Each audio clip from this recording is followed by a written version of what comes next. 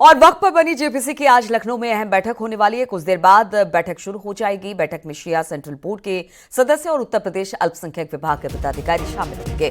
JPC की meeting में अध्यक्ष जगदम्बिका पाल, जेपीसी के अन्य सदस्य, एआईएमआईएम सांसद असदुद्दीन ओवैसी, आप सांसद संजय सिंह, एसपी सांसद मोहिबुल्लाह मनदवी और अन्य सभी लोग मौजूद रहेंगे। अब से थोड़ी देर में शिया सेंट्रल बोर्ड के सदस्यों और यूपी अल्पसंख्यक विभाग के पदाधिकारियों के साथ बैठक होगी। इसके बाद सुबह 11:30 बजे मुतवली एसोसिएशन और वक्फ में जुड़े कुछ और लोगों के साथ चर्चा होगी। सूत्र के मुताबिक वक्फ बिल इसी बजट सत्र में पेश किया जाएगा, इसीलिए ये बैठक आज काफी अहम मानी जा रही है।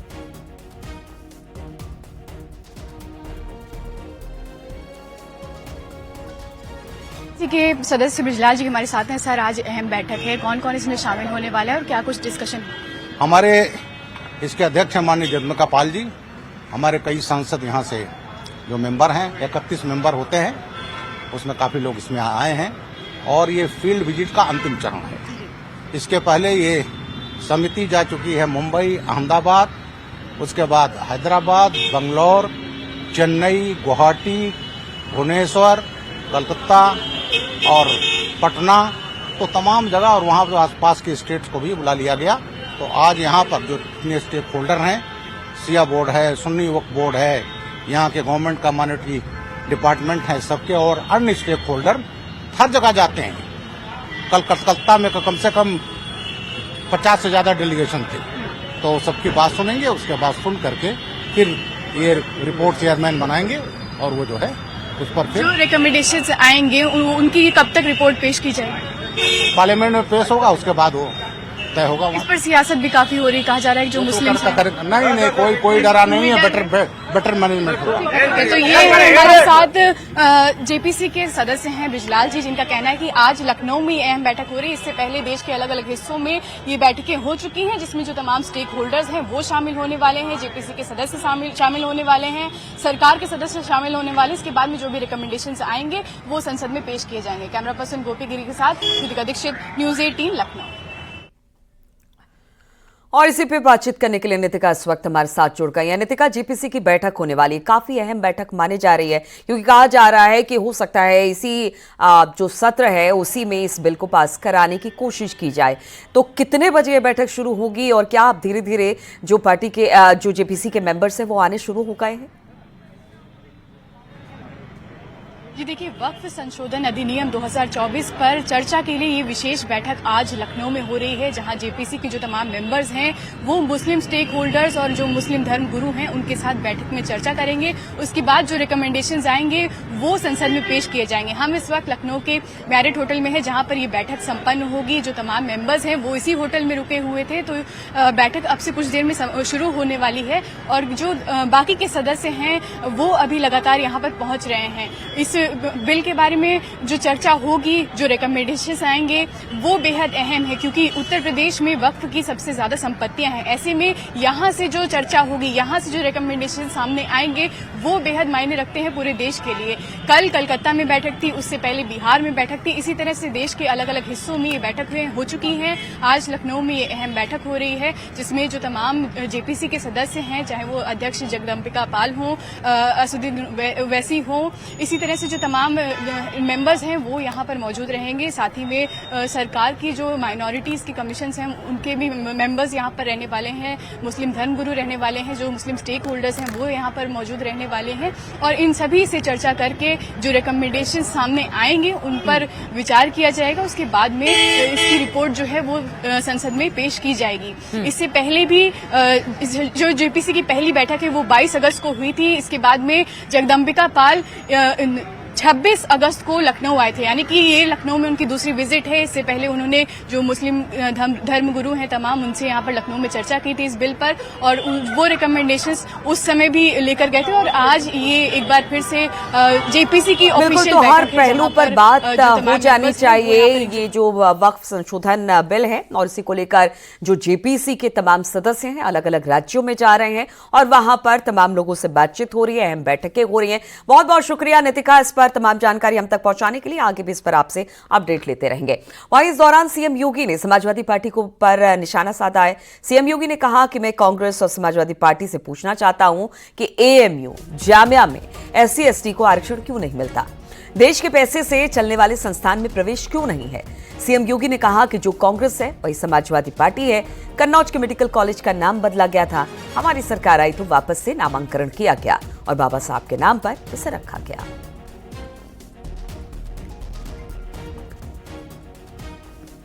और कांग्रेस की हर कृत्य वही है, आज भी तनिक भी उसमें कुछ बदला नहीं है।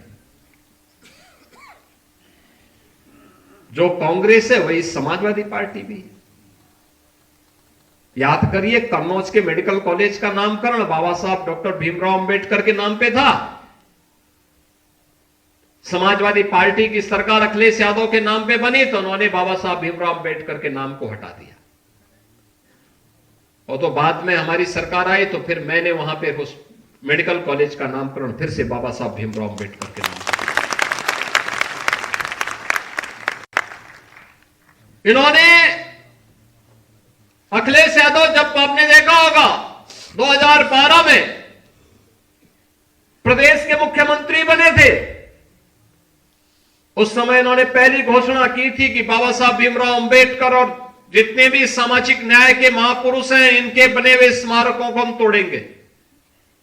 तब भारतीय जनता पार्टी ने कहा था कि सामाजिक न्याय के पुरोधाओं की ओर उठने वाले हर हाथ के खिलाफ मुंहतोड़ जवाब देने के लिए भारतीय जनता पार्टी को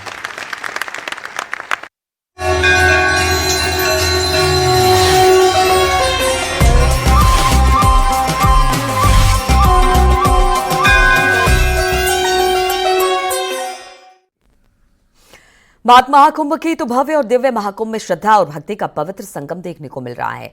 प्रयागराज में दिव्य भव्य महाकुंभ में 13 जनवरी से शुरू हुए महाकुंभ में संगम स्नान का सिलसिला जारी है। वहीं बड़ी संख्या में लोग त्रिवेणी घाट पर आस्था की डुबकी लगाने के लिए पहुंच रहे हैं। सोमवार को करीब 45 लाख लोगों ने स्नान किया, जबकि आज सुबह 8 बजे तक करीब 16 लाख लोगों ने संगम में डुबकी लगा ली। वहीं अभी तक कुल करीब 9 करोड़ श्रद्धालुओं ने संगम में आस्था की डुबकी लगाई है। महाकुंभ के आयोजन को लेकर प्रशासन एक्शन में है। खुद सीएम योगी ने प्रयागराज का दौरा कर मौनी अमावस्या और वसंत पंचमी के अवसर पर अमृत स्नान के दौरान व्यवस्थाओं का निरीक्षण किया। मौनी अमावस्या पर 256 स्पेशल ट्रेनें चलाने की तैयारी है, जिसमें 56 स्पेशल ट्रेनें होगी।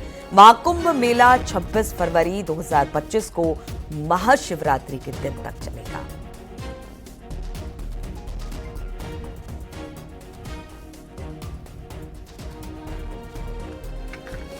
अच्छा मैनेजमेंट है, बहुत अच्छे से स्नान हो गया और हम लोग सुबह काफ़ी आ गए थे 4 बजे, हम लोग 5 बजे स्नान कर लिए थे और तब इतना रश भी नहीं था। भीड़ तो अब हो रही है, बाकी बहुत बढ़िया से, बहुत अच्छा हुआ। सभी लोग आए हैं जिन्होंने स्नान करके अपने आप को इतना धन्य और दिव्य ये देख करके बहुत अच्छा लगा, बहुत अच्छा अनुभव लगा। और जो हमारे जो युवा हैं उस सनातन की तरफ जो हो रहे हैं, मतलब उनको सनातन के लिए जागरूक हो रहे हैं, ये बहुत अच्छा एक लगता है कि हाँ, और ये सब देन है आज के योगी जी और मोदी जी की। तो संगम में स्नान कर रहे हैं श्रद्धालु। अगर सुबह सुबह की बात की जाए तो आज भी लाखों लोगों ने स्नान किया है और बताया जा रहा है कि अब तक 9 करोड़ लोगों ने स्नान कर लिया है। जहां तक बात मौनी अमावस्या और वसंत पंचमी के स्नान को लेकर अब प्रशासन और सरकार की तरफ से तैयारी तेज कर दी गई है।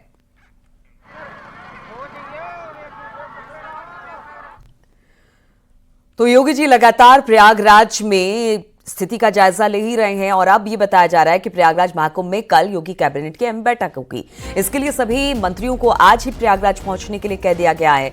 मुख्यमंत्री योगी की अध्यक्षता में कैबिनेट की बैठक होगी। बैठक से पहले सीएम योगी के साथ मंत्रिपरिषद के सभी सदस्य संगम में आस्था की डुबकी लगाएंगे।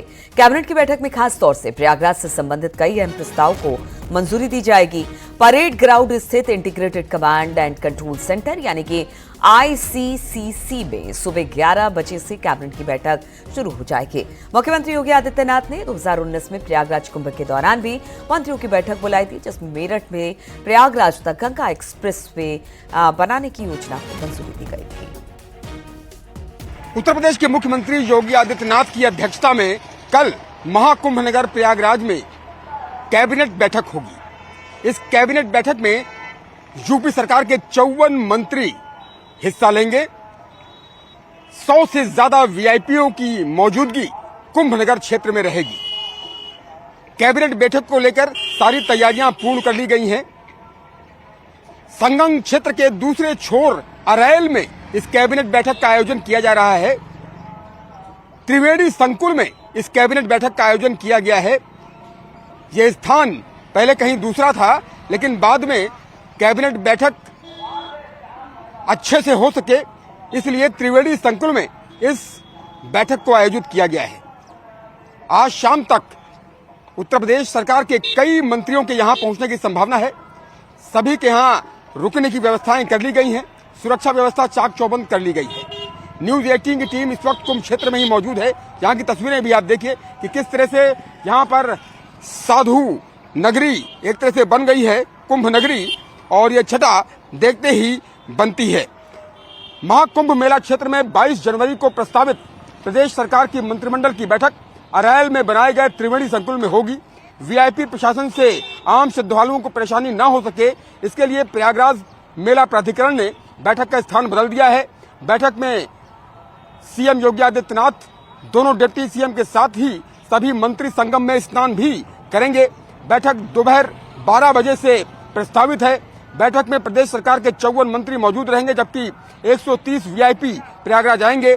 महाकुंभ में प्रदेश सरकार के कैबिनेट की बैठक 22 जनवरी को प्रस्तावित है। पिछली बार कुंभ 2019 में कैबिनेट की बैठक मेला प्राधिकरण कार्यालय में हुई थी और इस बार रोजाना लाखों श्रद्धालुओं के आगमन के कारण बैठक को दूसरी जगह किया गया है। तो आपने देखा कि किस तरह से कुंभ क्षेत्र में कैबिनेट बैठक को लेकर के भी सारी तैयारियां पूर्ण कर ली गई हैं।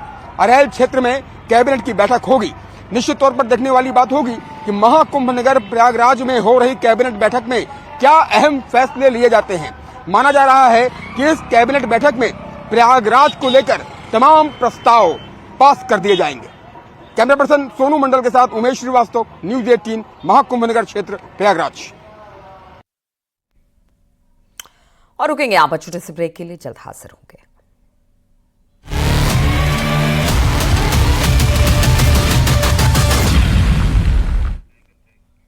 और अब बात मौसम की कर लेते हैं। तो दिल्ली एनसीआर में मौसम के बदले मिजाज की वजह से लोगों को कोहरे और ठंड से निजात मिल गई है, लेकिन उत्तराखंड और उत्तर प्रदेश के दूसरे हिस्सों में कोहरे और ठंड का कहर जारी है।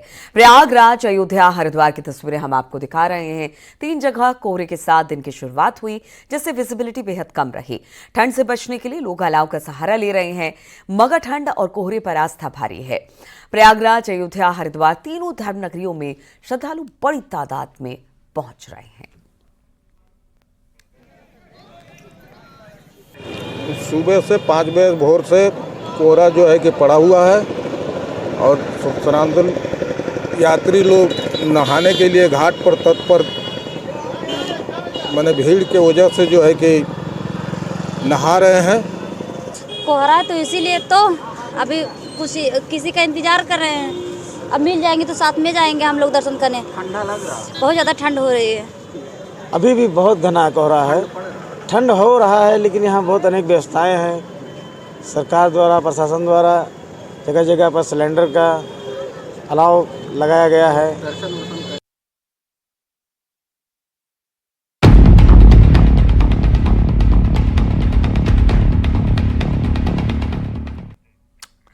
और एक बड़े एनकाउंटर की बात करते हैं। शामली के झंझाना में हुए पुलिस एनकाउंटर में 4 बदमाश ढेर हो गए। मेरठ की एसटीएफ टीम और मुस्तफा कग्गा गैंग के सदस्य के बीच एनकाउंटर हुआ। ढेर हुए बदमाशों में एक पर 1 लाख का इनाम घोषित था।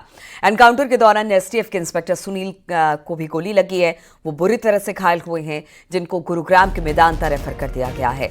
जो बदमाश एनकाउंटर में मारे गए उनमें कग्गा गैंग का अरशद, मंजीत, सतीश और एक अज्ञात बदमाश शामिल है। अरशद सहारनपुर के बेहट थाना इलाके में लूट के एक मामले में वांछित था। उस पर एडीजे जून 1 लाख का इनाम घोषित कर चुके थे। अरशद के खिलाफ लूट, डकैती, हत्या समेत 16 मामले दर्ज थे। पुलिस को मौके से कार और कई असलहे बरामद हुए हैं।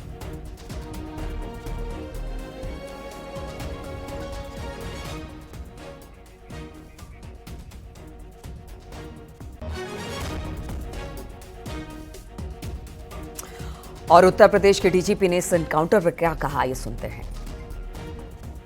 यहाँ सहारनपुर जिले के बेहट थाना क्षेत्र में 29 नवंबर को रात में डकैती पड़ी थी। उसमें अशरफ वांछित था, अरशद, और इस पे 1 लाख का इनाम भी था। इसी के सर्च में टीमें लगी थी और वहाँ चांस इनकाउंटर हुआ। हमारी सिविल पुलिस, एसटीएफ और बदमाशों के बीच में झिंझाना थाना क्षेत्र के का जो गांव है उदपुर, और वहाँ हमारे इंस्पेक्टर को गोली लगी है और इसके वाइटल पार्ट्स डैमेज हैं, लीवर, लार्ज इंटेस्टाइन। इसकी इलाज हरियाणा के मेदांता में अस्पताल में चल रहा है, गुड़गांव में। और इस एक्सचेंज ऑफ फायर में बदमाश मारे गए हैं, जिसमें से 3 की पहचान हो चुकी है, 1 व्यक्ति की भी पहचान नहीं हुई है। ये जो बदमाश मारा गया है, जो अरशद, उस पे उसका लंबा आपराधिक इतिहास है और ये मुकीम काला गैंग का एक्टिव मेंबर रहा है और अभी कुछ साल जेल काट के निकला है। इस पर 5 हत्या के मुकदमे भी हैं। तो बड़ा मुठभेड़, और इस बड़े मुठभेड़ में बताया जा रहा है कि 4 बदमाश ढेर किए गए। एसटीएफ के एक इंस्पेक्टर को भी गोली लगी, उनकी हालत ठीक नहीं है। मेदांता, गुरुग्राम के मेदांता में रेफर किया गया है। लेकिन बताया जा रहा है कि किस तरह से जो अरशद था उस पर 1 लाख का इनाम भी घोषित किया गया था।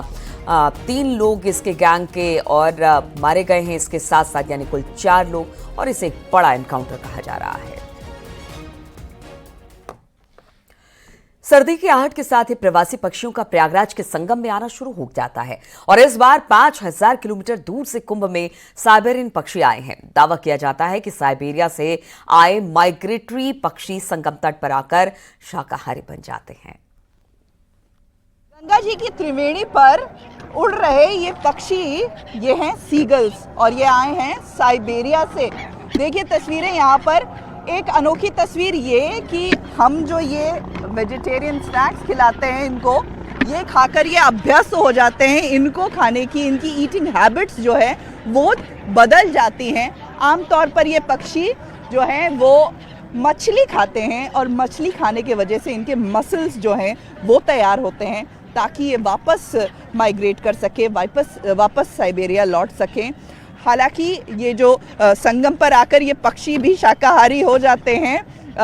ये तस्वीरें संगम की धार पर, और सबसे अनोखी तस्वीरें, जो भी लोग आते हैं वो ज़रूर इन पंछियों को दाना डालते हैं, क्योंकि सनातन धर्म जो है वो सिर्फ किसी मूर्ति तक सीमित नहीं है, बल्कि जो पर्यावरण है, पशु पक्षी, नदी की धार, सबकी पूजा करने वाले हैं।